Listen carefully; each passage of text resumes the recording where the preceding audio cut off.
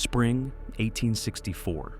3 years of slaughter have consumed 500,000 souls. Tennessee camps reek of mud, desperation, dying hope. Union soldiers sharpen bayonets, pen final letters. Orders arrive, march south, seize Atlanta, destroy the rebellion's heart. One question burns: will I see home again? 4 railroads converge in Atlanta like arteries feeding one beating heart. Ammunition flows north. Grain travels east. Uniforms ship west. Foundries roar day and night, casting cannon. Destroy this junction, Confederate armies starve. Everything the rebellion needs to survive passes through these rail yards. The city must fall. William Tecumseh Sherman, 44, red-bearded, paces his tent studying maps. Some whisper he's insane. Others see genius in those restless eyes. 100,000 men await orders. Grant's instructions: crush Johnston's army, take Atlanta. Sherman envisions something darker, breaking Southern souls, not just Confederate armies. May 7th. Blue columns pour south from Chattanooga, drums thundering like approaching storms. Thousands of boots churn Georgia's red clay into bloody mud. Waiting ahead, 60,000 Confederates under Joseph Johnston, defensive genius who refuses battle unless victory seems certain. 2 generals, opposite temperaments, begin their deadly dance.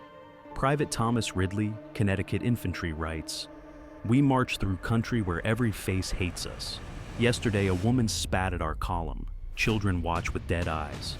General Sherman says we'll end this war fast. Pray for me. Kiss our daughter. Tell her daddy's coming home soon." Johnston refuses Sherman's trap. No grand battle. Trenches appear overnight. Earthworks sprout on every ridge. Attack fortified positions. Suicide. Flank around them. Johnston retreats before you arrive. Maddening chess played with blood. Sherman rages, flanks left, flanks right. Johnston always slips away southward, army intact, infuriating his pursuer. May 15th. Resaca. Artillery duels shake earth for 2 days. Infantry charges shatter against Confederate trenches like waves on stone. 4,000 casualties. Wounded scream through darkness. Neither side gains advantage. Dawn reveals Johnston's trenches empty, vanished again. Sherman pursues, grinding teeth, knowing time favors defenders, hating Johnston's elusiveness. Support our channel. Subscribe so you won't miss exciting new videos. Your likes and comments inspire us to create more quality content. Together, we'll make this channel a place of knowledge and inspiration. Thank you for your support. Confederate Lieutenant William Chambers, Alabama Infantry, writes, "We held Resaca, repulsed their attacks, killed hundreds. Victory felt certain. Then orders came, retreat immediately. We abandoned trenches, dead comrades, blood-soaked ground. I asked my captain why we run after winning. No answer, just obedience, marching south again into uncertainty." May 25th. New. Hope Church near Dallas. Sherman attacks Johnston's new position. Assault breaks apart in wood soldiers' nickname, Hellhole. Fighting becomes intimate, savage. Men bayonet each other in smoke-choked ravines. Wounded crawl through underbrush, leaving blood trails. Bodies rot in thickets between lines. Neither side claims them. June 27th. Kennesaw Mountain. Sherman's patience shatters. He orders frontal assault against fortified heights. Catastrophic mistake. Confederate rifles and cannon mow down blue-coated columns. 2,000 Union casualties in 3 hours. 400 Confederates lost. Sherman learns, flanking, always flanking. Never charge prepared defenses. Never repeat this slaughter. Inside Atlanta, fear spreads like cholera. Refugees flood in from northern counties, carrying tales of Sherman's approaching horde. Women hide jewelry in garden soil. Church bells summon desperate prayers. Children ask questions parents cannot answer. Will Yankees burn our house? Will father survive? What happens if we lose? Mary Rawson, 16, writes, "Cannon fire echoes from the north, growing louder daily. Mother cries when she thinks we cannot hear. Father joined the militia, drilling with old men and boys. My brother asks if Yankees have horns. I say no, but sometimes I wonder what devils approach our city. July 17th. Jefferson Davis removes Johnston, installs John Bell Hood as commander. Hood is 33, missing one arm, one leg, sacrificed in previous battles. He rides strapped to his saddle, cork leg dangling, pain etched across his face. Where Johnston calculated, Hood attacks. Sherman grins hearing this news. Hood will fight. Understand Hood's fury. At Gettysburg, his arm shattered. At Chickamauga, his leg was amputated on a battlefield without anesthesia while cannon fire shook the surgeon's table. Pain defines him now. He believes attacking will save Atlanta where Johnston's caution failed. He's wrong. Desperation makes men believe impossible things, always. July 20th, Battle of Peachtree Creek. Hood strikes with 18,000 screaming Confederates. Fighting explodes across 3 miles. Union troops, caught crossing the creek, form desperate lines. Rebel yells pierce afternoon air. Hand-to-hand combat in shallows. Water runs red. Hood's gamble collapses. 4,000 Confederate casualties for nothing gained whatsoever. July 22nd. Hood tries again, sending 15,000 men on midnight flank march to hit Sherman's rear. The plan is brilliant if it works. Attack from behind, roll up Union lines, save Atlanta. Everything depends on timing, surprise, execution. Dawn breaks. Confederate columns surge forward screaming the rebel yell. Major General James McPherson, 35, Grant's favorite, rides toward unexpected gunfire. Confederate skirmishers emerge from morning mist. Shots crack. McPherson jerks backward, topples from his saddle, dead before hitting ground. His soldiers, eating. Breakfast moments before, scramble for weapons. Chaos erupts. Battle of Atlanta begins with sudden shocking violence. McPherson's death stuns the army. Beloved, brilliant, destined for greatness, now gone. His soldiers hold positions with vengeful fury. Bald Hill becomes the focal point. Confederates charge repeatedly. Defenders repulse every assault. Artillery fire at point-blank range.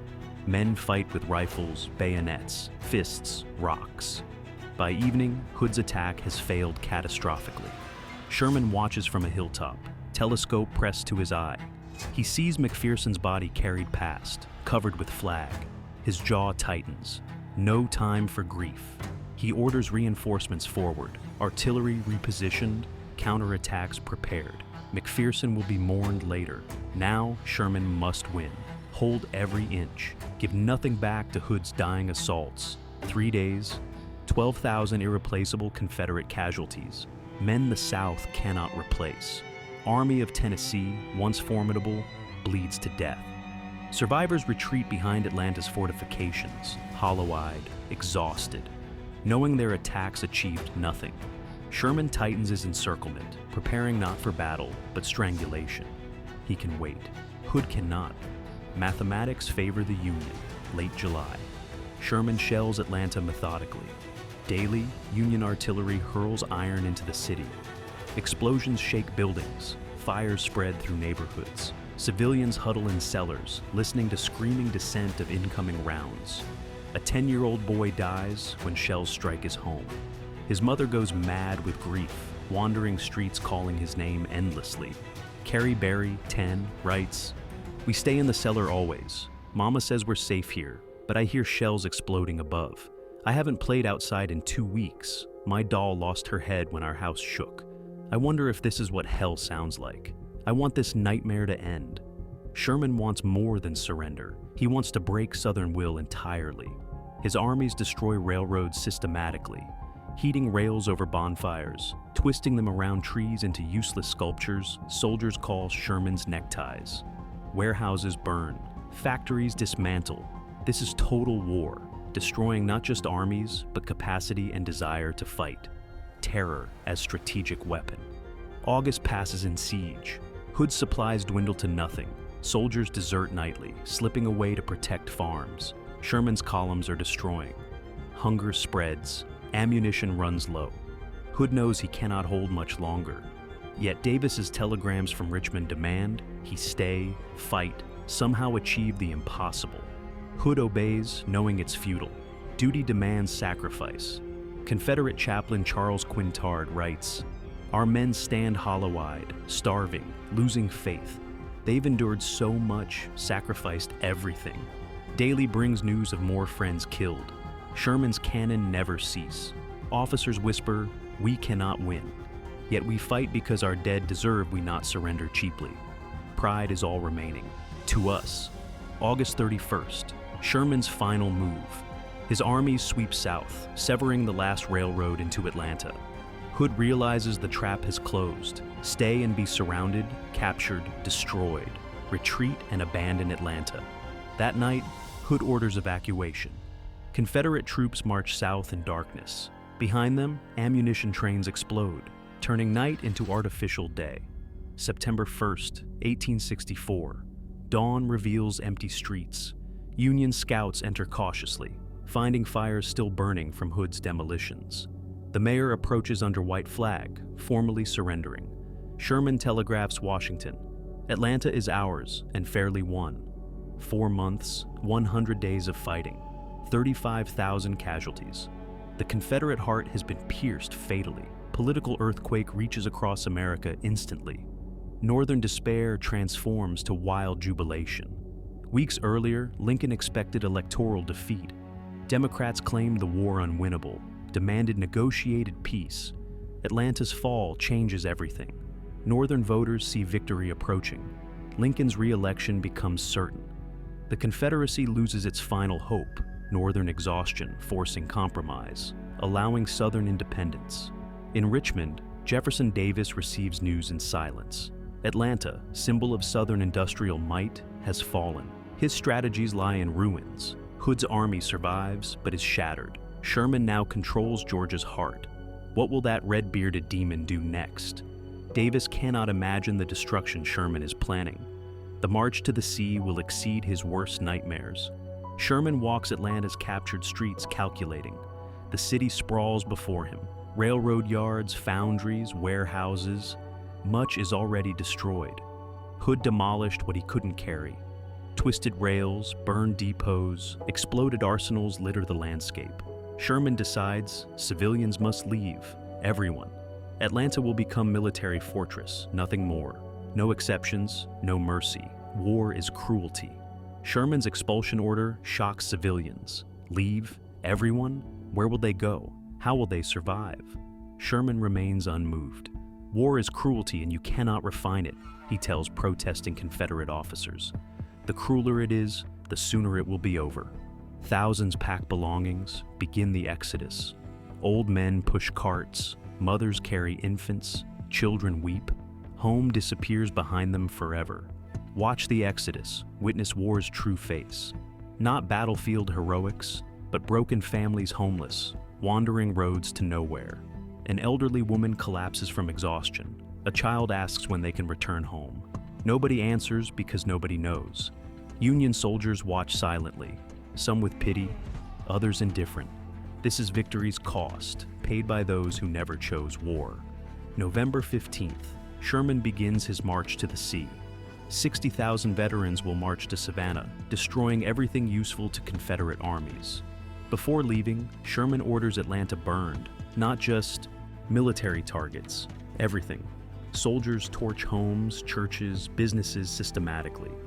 Flames consume the city Sherman fought 4 months to capture. Atlanta becomes an inferno visible for 30 miles. Captain George Pepper, Ohio Infantry, writes, "We fired the city block by block. Warehouses exploded in showers of sparks. Mansions collapsed into ash. By midnight, Atlanta was hell itself. Some soldiers cheered, others stood silent, horrified by what we'd become. General Sherman watched expressionless, then ordered us to march at dawn. We left ruins. March to the sea begins. 4 columns, 60,000 strong, advance through Georgia's heart, living off the land. Plantations burn, railroads are destroyed, livestock slaughtered or confiscated, crops seized or ruined. This is war waged against entire society, designed to prove Confederacy powerless. Sherman believes breaking civilian morale will end rebellion faster than defeating armies. Enslaved people flee to Sherman's columns by thousands. emerging from plantations where they've lived in bondage. Men, women, children taste freedom for the first time. Uncertain where it leads, but certain Sherman's advance means liberation. They follow the army through swamps, forests, danger. By campaign's end, 25,000 will be free. Sherman destroys slavery while marching. Dolly Burge, Georgia plantation mistress, writes, "They came like locusts. Soldiers ransacked our home, taking food, valuables, horses, everything. They burned the barn, destroyed crops, terrified the servants. We hid fearing worse. When they left, only ruins remained. The world I knew has been erased completely. I do not know what future awaits us." Confederate cavalry harasses Sherman's march, but cannot stop the juggernaut. Wheeler's horsemen strike supply wagons, ambush stragglers, then vanish into pine forests. Sherman's columns are too strong, too numerous. They advance inexorably towards Savannah, leaving a 60-mile-wide corridor of devastation. Every mile proves Confederacy cannot defend its homeland. Psychological damage exceeds physical destruction. Hopelessness spreads like plague. December the 10th, 1864. Sherman reaches Savannah. Defenders flee rather than face siege. On December 21st, Sherman telegraphs Lincoln, "I beg to present you as a Christmas gift the city of Savannah with 150 guns and plenty of ammunition. Also about 25,000 bales of cotton. 300 miles of Georgia lies in ruins." Northern newspapers celebrate Sherman as conquering hero. His march to the sea proves Union invincibility, Confederate helplessness. But in the South, Sherman's name becomes synonymous with terror, destruction, humiliation. Sherman's bummers becomes curse spat with venom. Hatred crystallizes into legend. Mothers frighten children with his name. Wounds will fester for generations, poisoning reconciliation attempts. Some scars never heal. Robert E. Lee reads dispatches in Zizi, Virginia. Georgia lost. Atlanta destroyed. Sherman rampaging unchecked. Desertion rates in Lee's Army of Northern Virginia soar as soldiers receive letters describing Sherman's devastation of their homes. How can they keep fighting when families face starvation? Lee knows the war is unwinnable. Pride and duty demand he continue. Reality whispers surrender. He ignores reality. Economic devastation is incalculable. Sherman estimates $100 million in damage. Railroads twisted beyond repair, farms abandoned, factories demolished, mills burned. The South's war-making capacity, already strained, collapses utterly. Confederate armies receive no supplies, no reinforcements, no hope. Confederacy survives on borrowed time, held together only by stubborn refusal to acknowledge mathematical certainty of defeat. Lincoln's re-election in November 1864 ensures the war continues until rebellion is crushed completely. No negotiated peace, no compromise. Complete restoration of Union, total abolition of slavery. Atlanta's fall and Sherman's march make this outcome inevitable. Confederate leaders understand the mathematics of defeat, but cannot accept surrender's humiliation. They fight on, pointlessly prolonging bloodshed unnecessarily. Hood, seeking redemption after losing Atlanta, invades Tennessee with his shattered army. Perhaps threatening Nashville will force Sherman to turn back. Perhaps one dramatic victory can restore Confederate hopes. November and December bring battles at Franklin and Nashville. Both end in catastrophic Confederate defeat. Hood's army virtually ceases to exist. His military career ends in total ruin and bitterness. Captain Sam Watkins, Tennessee Infantry, writes, "We charged across open fields toward Union breastworks. Officers on horseback led. Thousands screamed the rebel yell. Their rifles opened, mowing us down like wheat before scythes. We reached the works, fought hand to hand, couldn't break through. 7,000 casualties, 6 generals killed. Hood destroyed us for nothing whatsoever. By year's end, the Confederacy is dying. Lee's army besieged at Petersburg, slowly starving. Sherman rests in Savannah, preparing to march through the Carolinas. Hood's army, shattered in Tennessee, dissolves. In Richmond, Confederate officials argue about terms, timing, honor. They cannot admit 4 years of sacrifice achieved nothing but death, suffering, futile pride. Denial becomes their final refuge from reality. Private Elisha Stockwell, Wisconsin Infantry, writes, We marched 300 miles without supply lines, living off Georgia farms. General Sherman proved we can go anywhere, destroy anything. The rebels cannot stop us. Their cause is hopeless. Soon this war will end, and I'll see you again, Mother. Atlanta broke their spirit. The march broke their hope completely. In occupied Atlanta through winter, 1864 to 65, Union engineers rebuild the city as military depot. What Sherman burned, they reconstruct according to Union needs. Warehouses rise, railroad tracks are repaired. The city becomes symbol of Confederate defeat, Union power. Atlanta will never return to what it was. War has transformed it permanently beyond recognition. February 1865. Sherman begins his Carolina campaign. His army marches north from Savannah, destroying South Carolina with particular vengeance. Soldiers believe South Carolina started the rebellion by seceding first. Now South Carolina pays the price. Columbia burns, Charleston falls. Sherman's veterans move like an avenging biblical plague, unstoppable, merciless. Confederacy's remaining weeks can be counted on fingers. Johnston, restored to command in the Carolinas, faces Sherman again. His army numbers barely 20,000, demoralized, undersupplied, exhausted men in tattered uniforms. Sherman commands 60,000 battle-hardened veterans who've marched from Atlanta to the sea to the Carolinas. The outcome is predetermined. Johnston fights delaying actions, hoping only to preserve his soldiers' lives until inevitable surrender comes. April 9, 1865. Lee surrenders at Appomattox Courthouse. War's end approaches like thunderstorm, breaking after years of unbearable tension. News spreads slowly through remaining Confederate forces. Some refuse to believe. Others weep with relief. The killing can finally stop. Soldiers on both sides face new unfamiliar challenge, learning to be citizens again after 4 years of war. Johnston surrenders to Sherman on April 26th near Durham Station, North Carolina. They meet in a small farmhouse. Two enemies who fought across Georgia and the Carolinas now negotiate peace. Sherman offers generous terms. Confederate soldiers may go home with their horses for spring planting. No trials for treason. Johnston accepts gratefully. Army of Tennessee ceases to exist. Major James Nisbet, Georgia Infantry, writes, "We stacked our rifles, furled our flags for the final time. Men wept openly unashamed. 4 years of fighting, suffering, dying. For what? We'd lost everything. The war, our cause, our comrades, our youth." General Johnston spoke briefly, voice breaking. We saluted, then walked away as civilians into uncertain future. Sherman's legacy divides Americans for generations. In the North, he's celebrated as the general who ended the war through innovative strategy and unbreakable will. His march to the sea becomes legendary for audacity and effectiveness. In the South, Sherman remains a demon, a destroyer who brought war to civilians, burned homes, shattered lives. Two nations remember one man differently. Atlanta rises from ashes remarkably fast. By 1870, the city is rebuilding rapidly. Railroads reconnect. Businesses reopen. Population grows as people seek opportunities in the New South, yet scars remain permanently.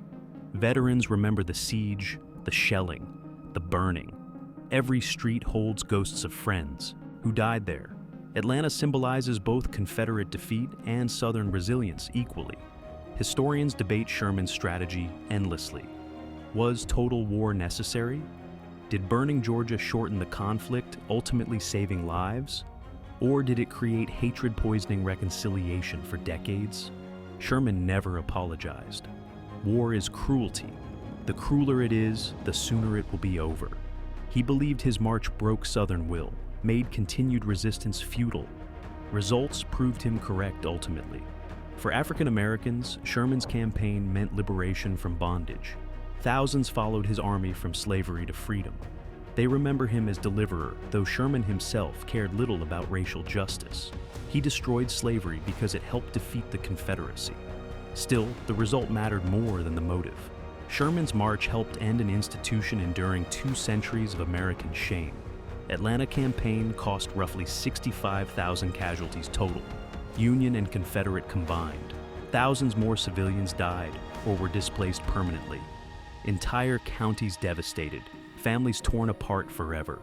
Economic damage exceeded $100 million $1864. Georgia's recovery took decades, yet the campaign achieved its strategic goal, breaking Confederate military and psychological resistance, ensuring Union victory, preserving the nation. Support our channel. Subscribe so you won't miss exciting new videos. Your likes and comments inspire us to create more quality content. Together, we'll make this channel a place of knowledge and inspiration. Thank you for your support. Veterans Blue and Gray spent remaining years processing what they'd witnessed. Annual reunions brought former enemies together. They walked old battlefields, now quiet farmland, remembering friends killed there. Confederate veterans erected monuments. Union veterans wrote memoirs. Everyone tried finding meaning in carnage. Some found redemption in their sacrifice. Others found only sorrow and unanswered questions that haunted them until death. Sherman remained unapologetic until his death in 1890. When invited to speak in the South, he declined. He knew Southerners hated him viscerally. When veterans suggested war was glorious, he replied harshly, "War is hell." He'd seen too much death to romanticize anything. His Atlanta campaign demonstrated that wars are won through destroying enemy will, not just defeating armies on battlefields. Modern warfare bears Sherman's imprint indelibly. His total war concept, targeting not just armies but entire societies, influenced 20th century conflicts profoundly. Strategic bombing, economic warfare, psychological operations. Sherman pioneered them in Georgia. Military theorists study his campaigns at war colleges. Ethicists debate his methods endlessly. Sherman proved winning requires breaking enemy hope, proving resistance futile. Victory sometimes demands ruthlessness over honor. Atlanta, today, is a thriving metropolis, Georgia's capital, the South's economic powerhouse. Skyscrapers shadow streets where Union and Confederate soldiers fought desperately. Highways cover Sherman's approach routes, yet history persists stubbornly. Museums preserve artifacts, monuments mark battle sites, tour guides recount the siege to tourists. Atlanta's identity remains intertwined with 1864, when it became the Confederacy's shattered heart forever. Stand on Kennesaw Mountain today. Look south toward Atlanta's skyline, shimmering in summer heat. Imagine Sherman's columns advancing across these ridges 161 years ago, banners flying against blue sky. Listen carefully. Can you hear phantom cannons? Smell smoke from battles long finished? The soldiers are gone, their cause is settled. But the land remembers. History whispers through Georgia pines. Atlanta's fall in 1864 changed America's trajectory forever. It ensured Lincoln's re-election, guaranteed slavery's abolition, preserved the Union. Sherman's campaign proved war's end not when armies are defeated, but when populations lose hope. The city burned, rebuilt, prospered. The nation survived, divided, slowly healed. 1864's brutal lessons echo still. Victory requires not just courage, but ruthlessness beyond moral comfort. A final question haunts the campaign's legacy still. Was Sherman liberator or destroyer, hero or war criminal? The answer depends on who remembers, what side their ancestors fought for, what truths they choose to emphasize over others. Perhaps he was all these contradictory things simultaneously. A man of his brutal time, fighting war with methods horrifying to us but achieving undeniable results. History renders no simple verdict ever.